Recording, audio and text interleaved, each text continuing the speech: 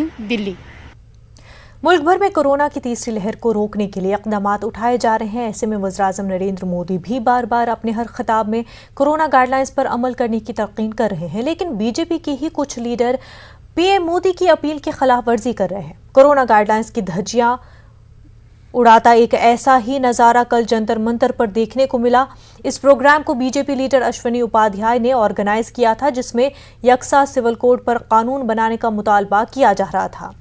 इस प्रोग्राम में सैकड़ों बीजेपी कारकुनों ने शिरकत की। इस भीड़ को देखकर आप अंदाजा लगा सकते हैं कि कोरोना वबा के इस दौर में ये लोग जरा बराबर भी संजीदा नहीं है।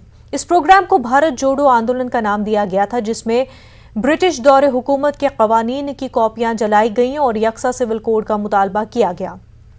इस प्रोग्राम में कुछ शरपसंदों ने मुसलमानों के खिलाफ जमकर नारेबाजी की। इश्तियाल अंगेज नारे लगाए जाने के बाद कानून की मुख्तलिफ दफात के तहत दिल्ली पुलिस ने मुकदमा दर्ज किया है। दिल्ली पुलिस के मुताबिक इस मामले में जांच जारी है।